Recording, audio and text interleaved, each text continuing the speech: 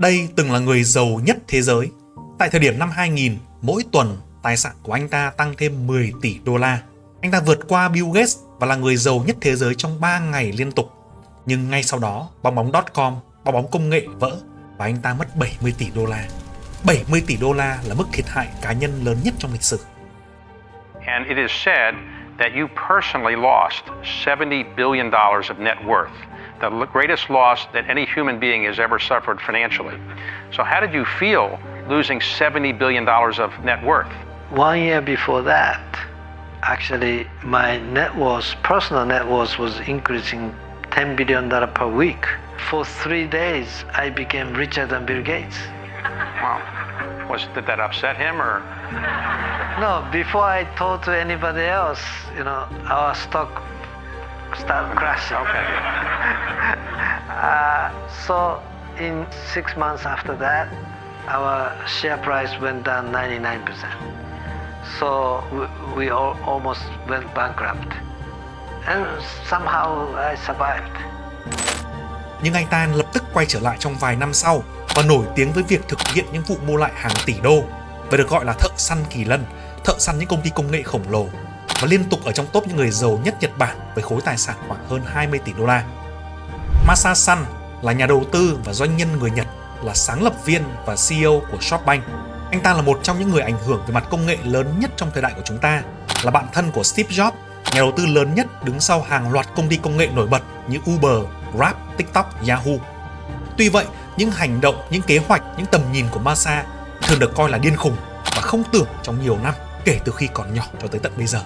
So when you told people you were going to raise $100 billion fund, did they tell you you were a little crazy? Some people said. Năm 2017, Masa công bố sáng lập một quỹ đầu tư mạo hiểm vào ngành công nghệ với số tiền là 100 tỷ đô la. Và đây là quỹ đầu tư lớn nhất lịch sử. Nó lớn gấp 20 lần những quỹ đầu tư công nghệ lớn nhất hiện tại trên thị trường. Và với việc thuyết phục các nhà đầu tư góp tiền vào quỹ Vision Fund 100 tỷ đô la này, anh ta đã thành công trong việc thuyết phục Thái tử MBS, là Thái tử của Ả Rập Xê Út, đầu tư 45 tỷ đô la sau một cuộc họp kéo dài 45 phút, mỗi phút trị giá 1 tỷ đô la. Là một trong những nhà đầu tư quyết định những khoản đầu tư mạo hiểm lớn nhất trong giới công nghệ, nhưng mà nhiều người cảm thấy anh ta chỉ là một kẻ máu mê cờ bạc, điên loạn, coi đầu tư, tài chính, kinh tế như một sòng bạc. Và anh ta gây ra sự biến động điên rồ cho cả thị trường đầu tư mạo hiểm lẫn thị trường công nghệ trên sàn. Đây là một người từng đe dọa tự thiêu nếu anh ta không đạt được một thỏa thuận kinh doanh với chính phủ Nhật Bản về phát triển băng thông. Một người đã đầu tư hàng tỷ đô la vào các doanh nhân khởi nghiệp mà chỉ dựa vào ánh sáng và sự quyết tâm trong đôi mắt của họ. Nhưng nếu bạn đã từng nói chuyện với những doanh nhân Nhật Bản thì Masa Son là một doanh nhân, là một nhà đầu tư được rất nhiều lãnh đạo, rất nhiều quản lý quỹ tôn trọng và nể phục. Và anh ấy đang thay đổi thế giới một cách đúng nghĩa với Internet, với công nghệ thông tin, với robot, với AI và đặt cược tương lai của con người, đặt cược tương lai của chúng ta vào sự đổi mới đó. Nhưng câu chuyện phi thường này, câu chuyện của thợ săn kỳ lân này và câu chuyện của anh ta lại bắt đầu từ một quá khứ tầm thường và tuổi thơ nghèo khó trong khu ổ chuột.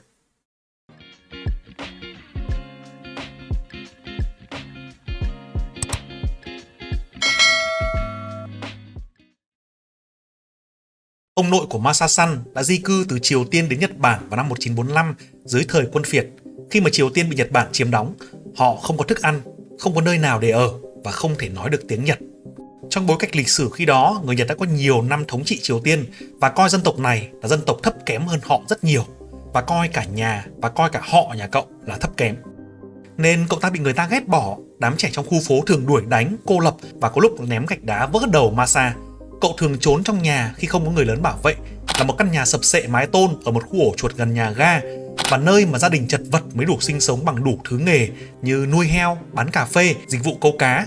Hồi nhỏ, tôi ngồi trong một chiếc xe kéo cùng bà đi thu lượm thức ăn thừa từ hàng xóm để cho lợn và gia cầm ăn.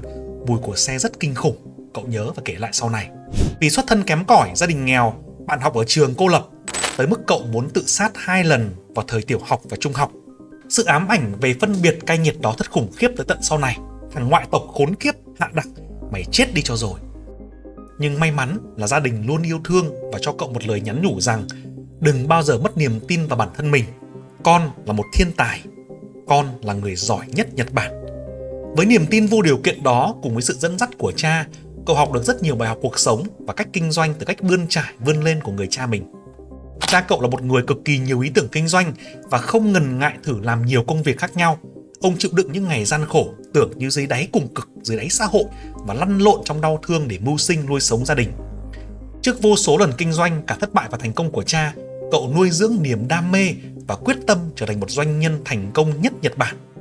Cậu đã thấy những ước mơ của cha mà chưa thực hiện được nên muốn tiếp tục kế thừa và phát triển. Trong một lần uống rượu, cha cậu đã tâm sự với cậu rằng vì cuộc sống gia đình khó khăn, cha đã phải đi làm để kiếm tiền nuôi gia đình.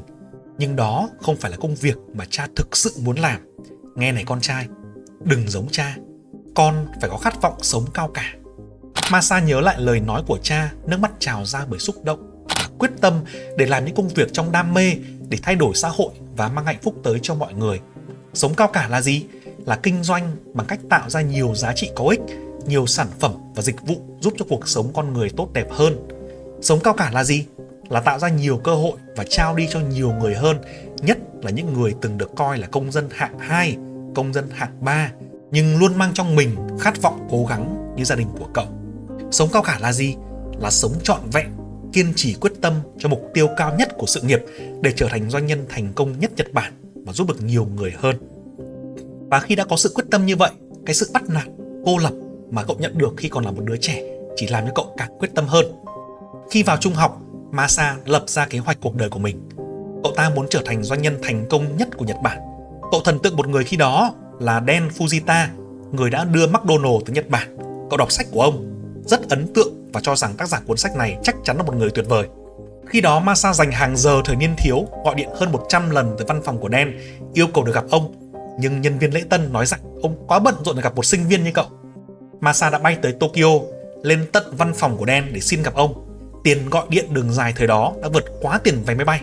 Cậu gặp người lễ tân, cái người đã từ chối cậu liên tục. Masa nói, đừng quyết định thay cho Dan. Chị hãy nói với ông ấy y như những gì mà tôi nói với chị và để cho ông ấy quyết định. Tôi là Masa. Tôi là người sinh viên đã gọi điện hơn 100 lần để xin gặp ông ấy. Mà không cần ông ấy phải nói hay phải làm gì với tôi cả. Chỉ cần ông ấy có mặt ở đây, có mặt trước mặt tôi để tôi nhìn thấy. Chỉ cần 3 phút thôi và tôi sẽ đi. Sau khi người lễ tân nói câu đấy với Dan, Dan rất ấn tượng với sự kiên định của cậu bé này. Actually, he spent 15 minutes with me, talking face to face. And he gave you some advice, which was to learn. Yeah, I asked him, what business should I do? Computer. That's the one. If I were you, at your age, at this time of the, don't look at the past industry. Look at the future industry. That's the one, computer industry. That's the one you should focus. If I were you, that's the one. So I said, wow, great. Lời khuyên của Dan, hãy kinh doanh phần mềm máy tính và Masa nên đến Mỹ. Nước Mỹ khi đó đang bùng nổ và dẫn đầu kinh tế thế giới. Và cậu đã đi theo lời khuyên của ông. Cậu tới Mỹ học vào năm 16 tuổi và đó là năm 1973. Khi tới California, Mỹ ở tuổi 16 để theo đuổi giấc mơ kinh doanh của mình, Masa ôn lại tiếng Anh đến một trường trung học ở Mỹ. Nhưng chỉ vài ngày sau khi tham gia học, anh ta nhận ra rằng việc học hành này quá mất thời gian nếu học theo quy trình và anh ta cố gắng thuyết phục nhà trường cho phép tham gia kỳ thi đại học sớm. Mặc dù Masa rất thông minh, nhưng mà anh ta không thực sự sẵn sàng cho kỳ thi. Tiếng Anh thì mới học, kiến thức thì mới làm. Nhưng sau một thời gian ôn luyện cực kỳ chăm chỉ thì Masa đã vượt qua kỳ thi trung học và tới học tại ngành kinh tế và khoa học máy tính tại Đại học California của Mỹ. Tất nhiên, Masa không bỏ lỡ thời gian mà luôn luôn tìm cơ hội kinh doanh để kiếm tiền. Mặc dù trên trường học hành cực kỳ chăm chỉ và vất vả, nhưng Masa cho phép mình làm việc thêm 5 phút mỗi ngày để kiếm tiền và mục tiêu là kiếm 10.000 đô la mỗi tháng. Masa hỏi bạn bè xem có công việc nào để anh ấy có thể kiếm được 10.000 đô la mỗi tháng mà chỉ cần làm việc 5 phút mỗi ngày hay không? Bạn bè của Masa nghĩ rằng thằng cha này bị điên vì tiền mất rồi. Nhưng Masa mặc kệ. Và khi nghiên cứu kỹ, anh ta nhận ra rằng nếu muốn sử dụng thời gian hiệu quả nhất thì chỉ có một cách là phát minh và bán phát minh của mình cho người khác. Nhưng có một vấn đề là Masa chưa từng phát minh bất kỳ cái gì bao giờ cả. Anh ta nhận ra rằng ở Mỹ, bằng sáng chế được bảo hộ tốt và các nhà phát minh có thể bán nó với giá trị cao nếu được các tập đoàn để ý tới. Anh ta sẽ phát minh và bán phát minh của mình cho người khác. Khi đó, Masa dành 5 phút mỗi ngày để nghĩ ra ý tưởng phát minh mới. So I set the alarm clock 5 minutes. Tick, tick, tick. In 5 minutes I said, come, invention, come, come, right? So I did that. And it worked. It worked.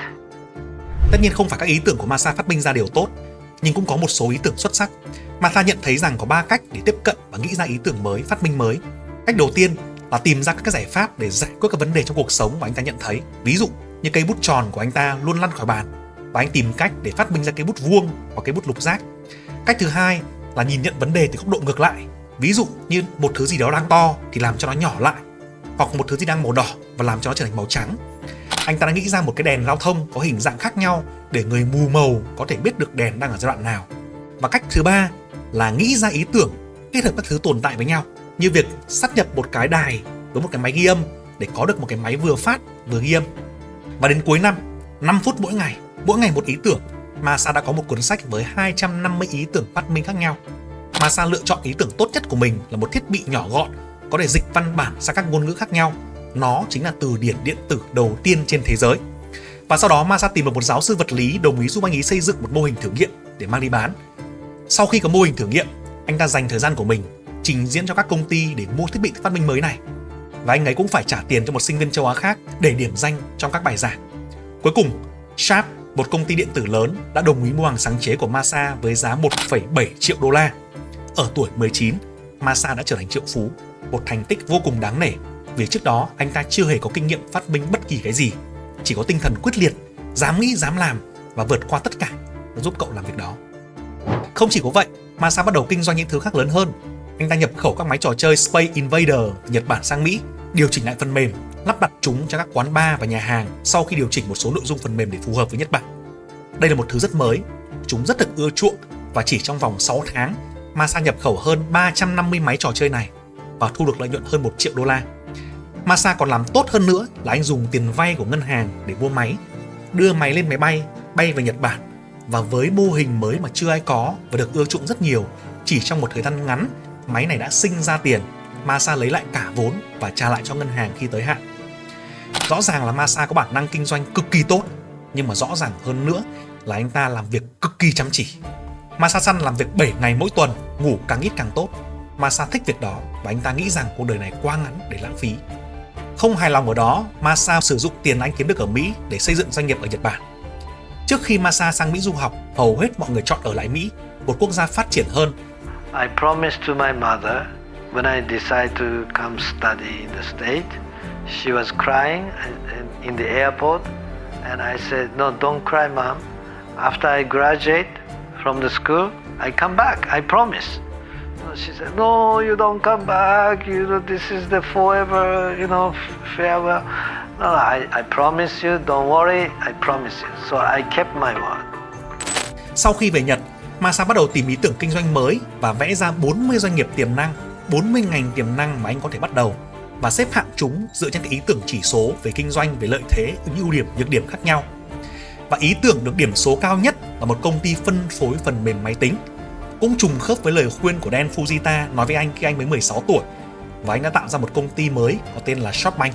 Ý tưởng là dùng phần mềm Shop cho vào ngân hàng tụ hợp lại để làm cuộc sống hạnh phúc hơn.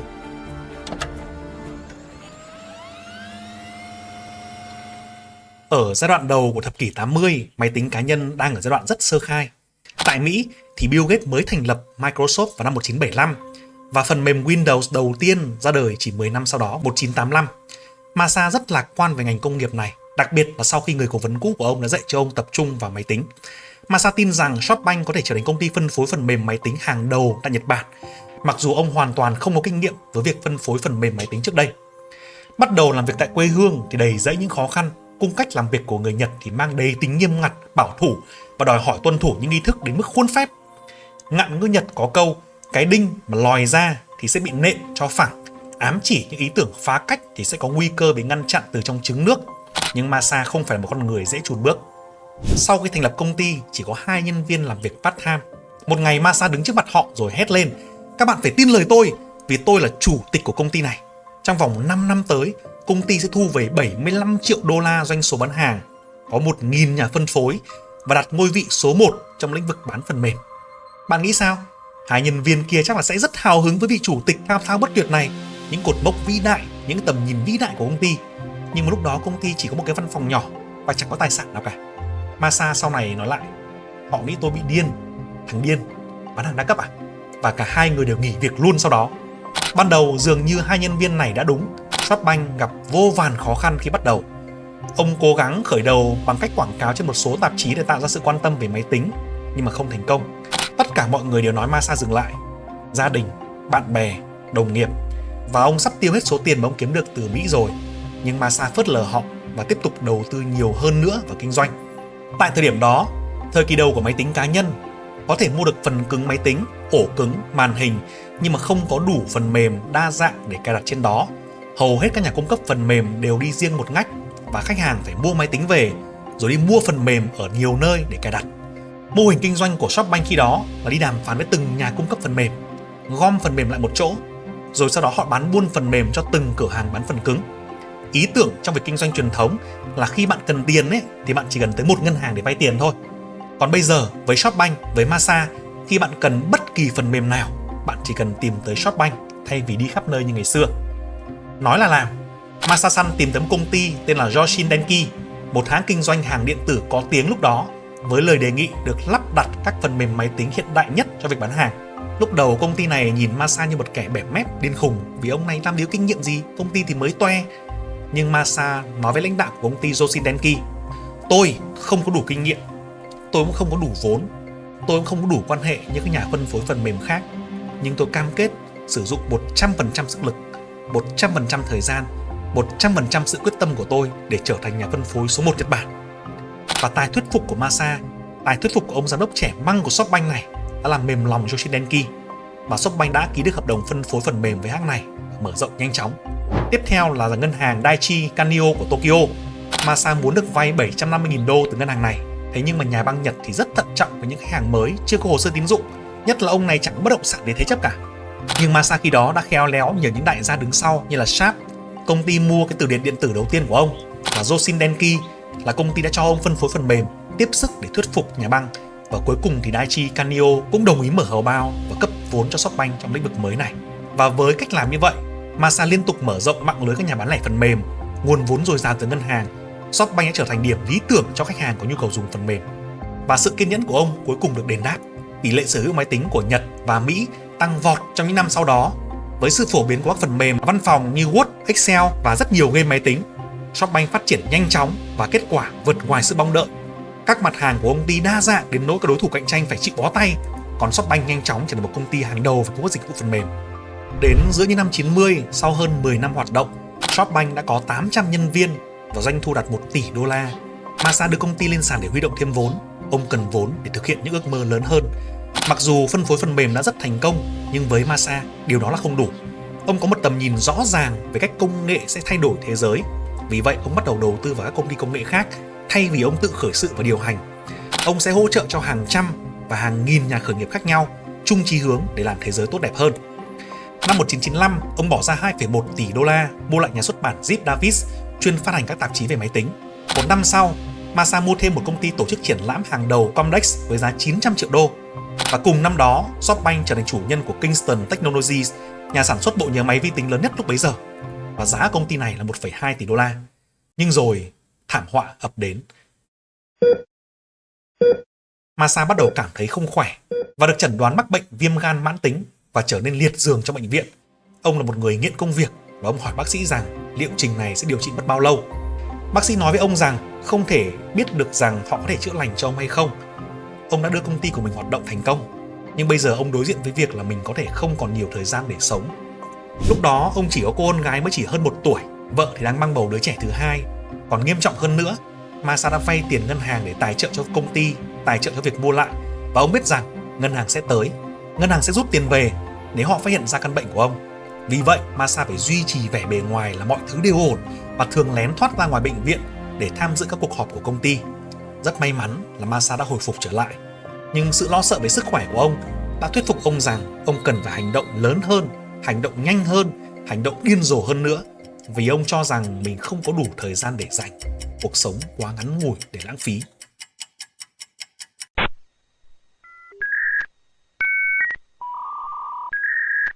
Năm 1995, Masa phát hiện ra một thứ đồ chơi mới, Internet.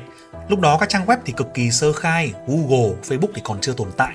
Các trình duyệt như Netscape, Yahoo, ông lớn công nghệ Amazon còn đang chật vật gọi vốn với doanh thu cực kỳ ít và dòng tiền thì âm nặng. Nhưng Masa thì cực kỳ hứng thú với lĩnh vực này. Ông thành lập một chi nhánh riêng mang tên SoftBank Technology Venture, chuyên săn lùng các công ty kinh doanh công nghệ cao trên toàn cầu để đầu tư vốn. Món hàng đầu tiên của công ty là Yahoo. Hồi đó còn là đứa con của hai chàng nghiên cứu sinh David Philo và Jerry Yang, chưa được ai biết tới tên tuổi. Năm 95, ông đầu tư 2 triệu đô vào Yahoo. Sang năm sau, năm 96, nhận thấy tiềm năng và sự bùng nổ của xu hướng công nghệ, ông hỏi Jerry Yang để đầu tư thêm 100 triệu đô nữa để mua 40% cổ phần của công ty này.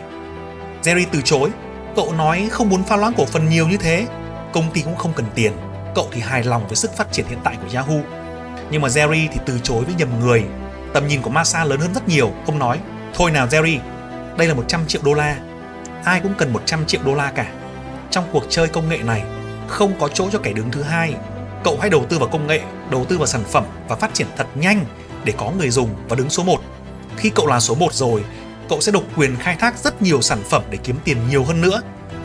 Ý tưởng thiên tài này của Masa đến từ rất sớm và ngày nay được rất nhiều công ty công nghệ khác, rất nhiều các quỹ đầu tư mạo hiểm khác học theo. Tuy nhiên, Jerry vẫn chần chừ và Masa hỏi tiếp, vậy đối thủ lớn nhất của cậu là ai? Jerry đáp là Excite và Lycus, là hai nền tảng mạng xã hội khác đang phát triển nhanh. Masa nói, tốt thôi Jerry, nếu cậu không nhận 100 triệu đô la này để trở thành số 1, tôi sẽ đưa tiền cho đối thủ của cậu và họ sẽ phát triển rất nhanh chóng. Thậm chí họ có thể mua lại công ty của cậu ngay sau đó. Jerry nghe câu đó tỉnh ngộ liền, sợ ngay và nhận tiền của SoftBank. Ông nhận đầu tư 105 triệu đô vào 1996 và thêm 250 triệu đô la sau đó nữa. Và điều tuyệt vời là Yahoo đã IPO vào năm 1996 đạt giá trị 850 triệu đô la, khiến SoftBank lời ngay 3 lần chỉ sau vài tháng đầu tư. Và tới năm 2000, có lúc Yahoo đạt giá trị tới 125 tỷ đô. SoftBank sở hữu 23% công ty này và có trong tay 28 tỷ đô la, với lợi nhuận lên khoảng 7 lần là 700%. Masa cũng đã gần như quyết định đầu tư 100 triệu đô la để mua 30% cổ phần của Amazon ngay trước khi công ty này chuẩn bị IPO năm 1997. Ông và Jeff Bezos đã thảo luận chi tiết ở Seattle. Ông offer 100 triệu đô la để mua 30% cổ phần, còn Jeff thì muốn 130 triệu. Ông gần như đã đồng ý với thương vụ này. Ông quay trở lại Tokyo gặp hội đồng quản trị để bàn bạc, nhưng họ phát hiện ra là họ không đủ tiền mặt để giải ngân, vì lúc đó là Jeff cần IPO, cần niêm yết ngay trong vài tháng, mà nếu không đủ tiền thì Jeff không thể kịp IPO và Jeff đi tìm người khác. Tới ngày hôm nay, giá trị 30% cổ phần này trị giá khoảng 500 tỷ đô la. Và với thói quen của Masa, ông đã đầu tư với công ty tốt như vậy, ông gần như không bao giờ bán. Giá trị này gấp 5.000 lần giá trị ban đầu nếu Masa có đủ tiền vào thời điểm đó. Và ông nói ông đã vô cùng tiếc nuối. Nhưng thương vụ hụt này không lãng phí, nó dạy cho Masa một bài học. Ông nhận thấy rằng nước Mỹ là tương lai của thế giới và các mô hình này đã thành công ở Mỹ, có thể thành công nhanh chóng ở các nước khác, miễn là thị trường đủ lớn, thị trường phù hợp và người sáng lập đủ quyết tâm. Vào cuối những năm 90, Masa đã đầu tư khoảng 3 tỷ đô vào 800 công ty khởi nghiệp khác nhau, và nhân viên của SoftBank khi đó gặp khó khăn rất nhiều trong việc theo dõi và quản lý chúng. Masa gặp gỡ hàng trăm nhà khởi nghiệp mỗi tháng để tìm kiếm cơ hội lớn tiếp theo. Và tất nhiên, không phải mọi khoản đầu tư đều thành công, rất nhiều trong số chúng thất bại. Nhưng Masa nhận ra rằng chỉ cần một vài chiến thắng lớn để cover tất cả những số này. Ông đi săn kỳ lân, đi tìm con ngựa thần, chứ không phải ông đi săn thỏ, không cần bắn trúng tất cả các con thỏ. Và vào năm 2000, đó chính xác là điều đã xảy ra khi Masa thực hiện khoản đầu tư được coi là lãi nhất lịch sử của giới đầu tư công nghệ.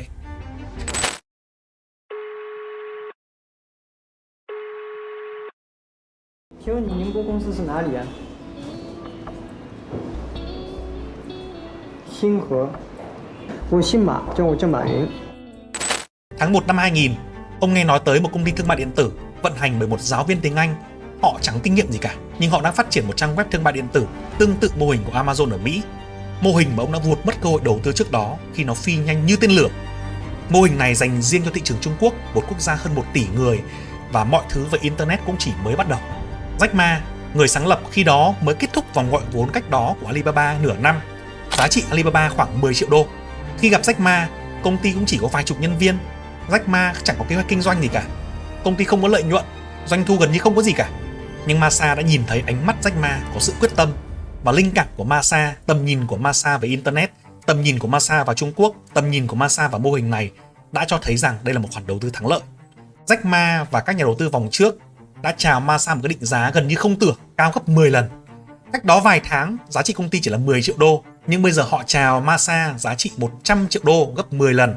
Yêu cầu Masa đầu tư 20 triệu để sở hữu 20% công ty. Nếu với một cái offer bây giờ của một quỹ mạo hiểm bây giờ thì là một cái điều điên khùng.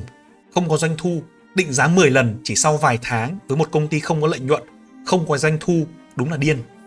Nhưng Masa ngay lập tức đồng ý. Anh ta đã có tầm nhìn xa trước đó, xa trước tất cả, hơn cả Jack Ma, hơn cả các nhà đầu tư của công ty đó. Anh hiểu rằng thị trường này sớm muộn rồi cũng phát triển, và đây là những con người làm được việc. Anh ta đầu tư 20 triệu đô vào Alibaba, và sau này nó đã trở thành khoản đầu tư lãi 4.000 lần, trở thành giá trị 80 tỷ đô la. But his eyes was very strong eyes, strong shining eyes. I could tell from the way he talk, the way he look at, he has a charisma, he has a leadership. So his business model was wrong. It's the way he talk, the way he can bring, young Chinese people following him. Masa đã xây dựng một chiến lược tài chính, nhưng mà ông không bao giờ ngồi yên trên số tiền đó. Ông luôn luôn đầu tư lại ngay lập tức vào một cái gì đó mới. Và SoftBank đã trở thành một tập đoàn khổng lồ làm việc như một quỹ đầu tư rủi ro. Doanh nghiệp chính của SoftBank thì không còn bán cái gì cụ thể nữa, mà là mua lại các doanh nghiệp công nghệ khác mà Masa tin tưởng. Và theo tờ báo New York Times, Masa đã được gọi là Bill Gates của Nhật Bản trong năm 2000, khi tài sản của ông tăng 10 tỷ đô la mỗi tuần với cơn điên của cổ phiếu công nghệ. Và thực tế thì trong 3 ngày những năm 2000, Masa đã vượt qua Bill Gates để trở thành người giàu nhất thế giới. Nhưng khi Masa chưa kịp kể điều này với ai thì bong bóng công nghệ nổ tung, bong bóng .com nổ tung, thị trường chứng khoán sụp đổ, cổ phiếu nhiều công ty công nghệ giảm hơn 90%, nhiều công ty phá sản, cổ phiếu SoftBank có lúc mất giá đến 99%, tài sản của Masa mất đến 70 tỷ đô và nhiều hơn bất kỳ nhà đầu tư nào trong lịch sử. Không có nhiều người có thể chịu đựng được cú sốc khi mất đến 70 tỷ đô la, là cú sụp đổ lớn nhất trong lịch sử. Tài sản của Masa khi đó giảm từ 78 tỷ đô về 8 tỷ. Rất nhiều công ty trong số 800 startup ông từng đầu tư đã phá sản và hoàn toàn biến mất sau cú sụp đổ này. Nhiều nhà đầu tư từng tin tưởng vào SoftBank và tầm nhìn của ông nay quay sang nghi ngờ phải chăng thằng cha này là một kẻ may mắn và điên khùng, đặt cược tiền của mọi người vào canh bạc chứ chẳng phải tài giỏi có tầm nhìn gì. Và nhiều nhà đầu tư đã tìm tới trụ sở công ty đòi tiền, đòi rút vốn. Đứng trước hoàn cảnh đó, Masa đã ra mặt cúi đầu xin lỗi các cổ đông và tìm mọi cách xoay sở dòng tiền để vượt qua khó khăn. Và rất may mắn là ông đã vượt qua được. Ông tiếp tục đánh cược lớn hơn nữa vào các công ty công nghệ để thực hiện tầm nhìn của mình. Masa tuyên bố thập kỷ Internet đã mang lại lợi ích cho rất nhiều người, mặc dù bong bóng đã gây thiệt hại cho ông. Và ông bây giờ tìm ra lĩnh vực mới tiếp theo phát triển, đó chính là Internet trên di động.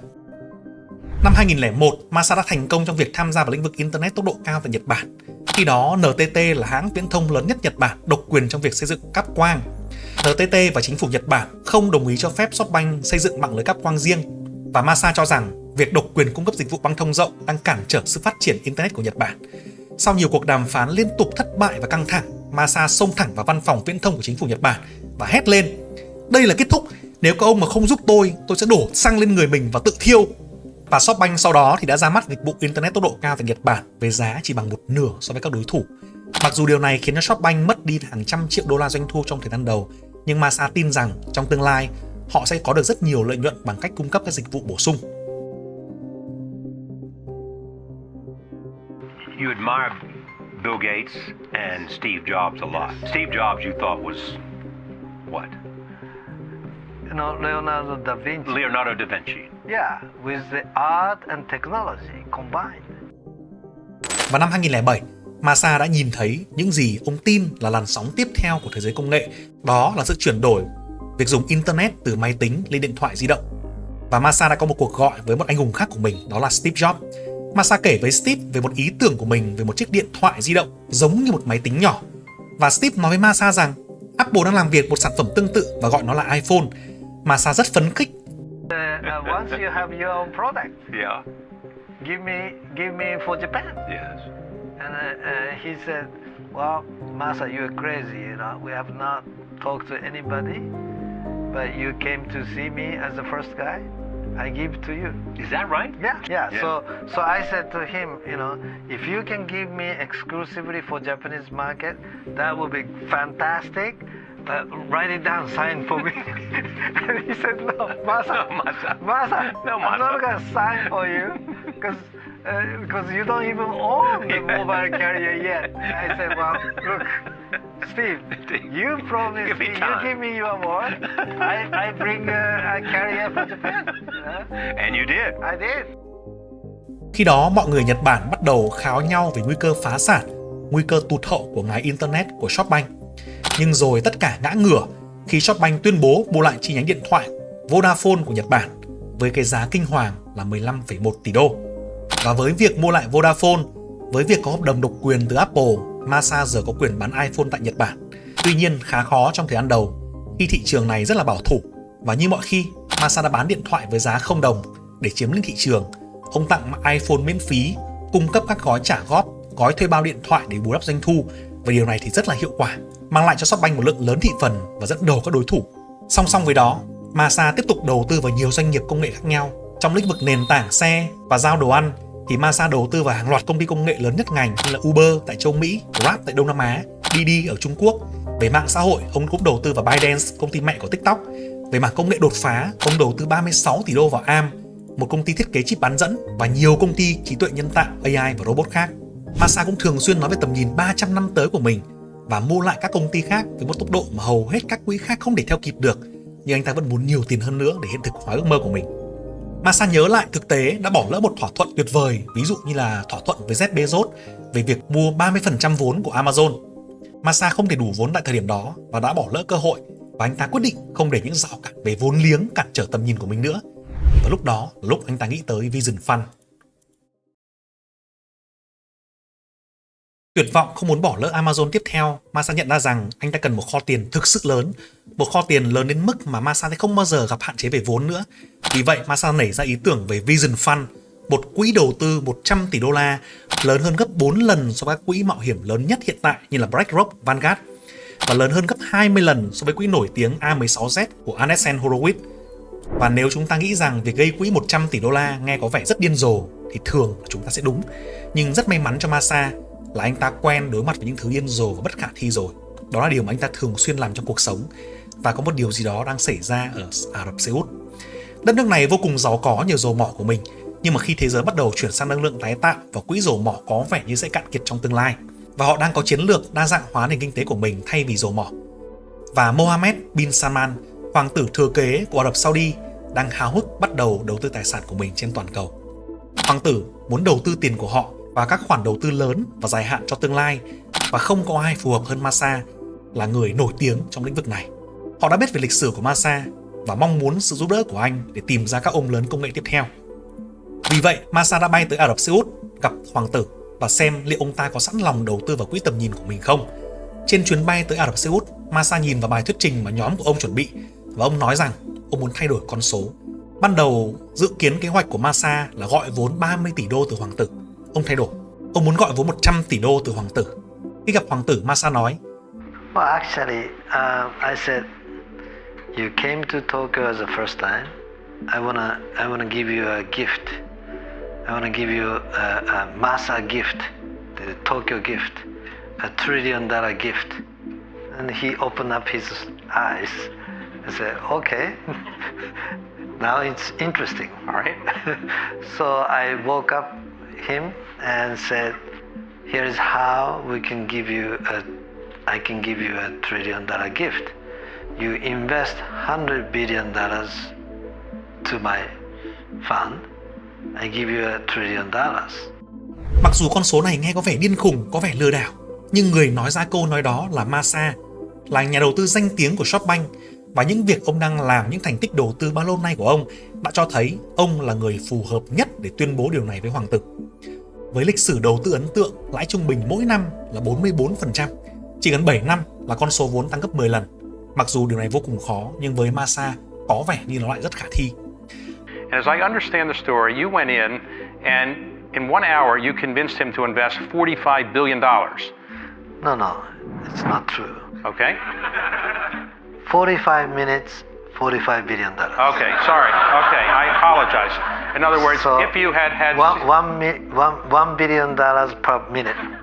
SoftBank cũng đầu tư một số tiền của riêng họ, chiếm 49% cổ phần của Vision Fund, cùng với số tiền từ các tiểu vương quốc Ả Rập Thống Nhất và một số công ty lớn như là Apple và Foxconn Masa đã thành công trong mục tiêu của mình là gây quỹ một số tiền lớn đáng kinh ngạc là 100 tỷ đô, trong đó 60% là vốn cổ phần, 40% là cổ phần ưu đãi với mức lãi suất 7% một năm. Và nếu bản thân bạn cũng đang quan tâm tìm kiếm một cơ hội đầu tư sinh lời ổn định trong dài hạn ở Việt Nam, có mức sinh lời ít nhất là 12% một năm, thì Team Cú đã vận hành một quỹ đầu tư như vậy.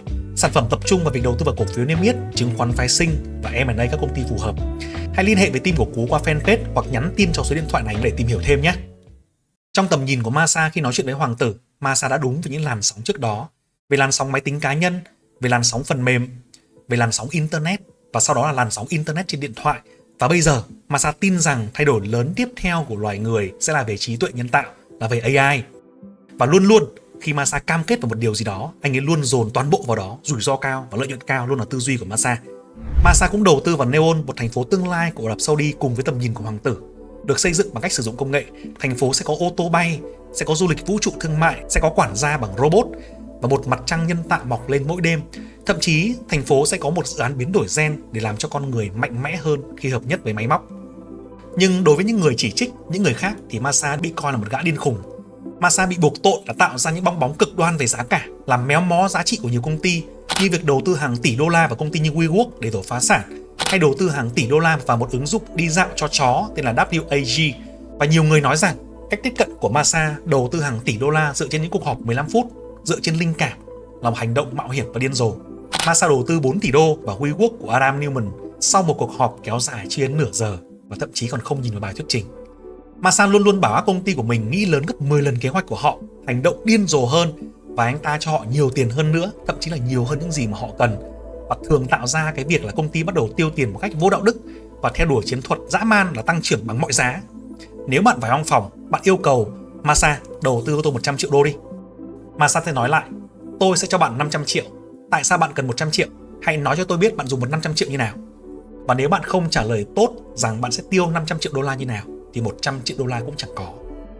Masa bị cáo buộc dùng vốn như một vũ khí, ném tiền không ngừng vào các công ty startup với niềm tin rằng công ty được tài trợ tốt nhất, có vốn nhiều nhất sẽ chiến thắng tất cả các đối thủ của mình trong thị trường người chiến thắng. Trong thị trường công nghệ khắc nghiệt, người ta hay được mệnh danh là winner take it all, là số 1 sẽ lấy tất cả. Và họ cũng nói rằng dưới cái bề ngoài tươi cười của Masa đó là một con cá mập tàn nhẫn. Nhưng cá nhân mình thì không nghĩ rằng Masa làm điều này vì tiền hay là quyền lực. Mình nghĩ rằng Masa đang tin tưởng vào tương lai và tin tưởng vào công nghệ và cực kỳ lạc quan về điều đó. Và đơn giản những cái việc mà thúc đẩy bơm tiền cho các công ty hay là việc và những cái chỉ trích ở trên chỉ là Masa muốn tăng tốc cho tầm nhìn đó, tăng tốc cho việc hướng tới tương lai đó. Và sự thật rằng rất nhiều khoản đầu tư vẫn chưa có lợi nhuận, nhưng Masa luôn nói rằng Masa chơi trò chơi dài hạn cho tầm nhìn 10 năm, 20 năm, 30 năm, thậm chí là 300 năm tiếp theo. Và mặc dù rằng có khả năng rằng tài sản của Masa có thể bị sập một lần nữa vì những cái bong bóng công nghệ, nhưng cũng có khả năng rằng Masa sẽ trở thành người giàu nhất thế giới một lần nữa, đặc biệt nếu tầm nhìn của Masa về trí tuệ nhân tạo, về AI trở thành hiện thực. Masa đã tạo ra một kế hoạch cuộc sống kéo dài 50 năm cho bản thân mình, bắt đầu một công ty ở tuổi 20, xây dựng tài sản ở tuổi 30, đầu tư mạnh mẽ và mở rộng hơn năm 40, xây dựng tầm nhìn 300 năm vào tuổi 50 và bắt đầu giao nhiệm vụ cho thế hệ tiếp theo khi Masa bước sang tuổi 60. Và anh ấy đang làm việc này cực kỳ tốt. Masa cũng nói về lý thuyết thời gian của anh ấy, lý thuyết rằng nước Mỹ giống như tương lai và mỗi quốc gia khác sẽ trải qua cùng một quá trình chuyển đổi công nghệ.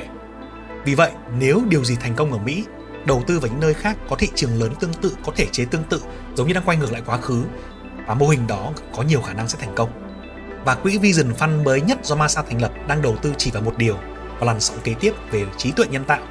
Và Masa tin rằng xã hội đang tiến tới điểm kỳ dị, điểm singularity, điểm mà trí tuệ nhân tạo vượt qua trí tuệ của con người, vượt xa và không thể đảo ngược. The singularity is the concept. The word means that is the point at which a computer becomes smarter than a human brain. Yes. Today already computer is smarter than mankind for chess or Go or weather forecast. To some expert systems, computer is already smarter. But in 30 years, most of the subject that we are thinking, they will be smarter than us. That's my belief. Masa cho rằng trong tương lai xe tự lái và làm việc giao thông và robot sẽ thay thế hầu hết công việc nặng nhọc của con người. AI sẽ sớm vượt qua con người về trí thông minh. AI sẽ giúp con người giải quyết các vấn đề hiện tại như căn bệnh ung thư không thể chữa được. Năng lượng tái tạo sẽ làm giá năng lượng rẻ như tro. Mỗi người trên hành tinh này sẽ không phải làm để lo cái ăn, cái mặc, bệnh tật nữa, mà con người sẽ làm những cái việc quan trọng hơn về sáng tạo.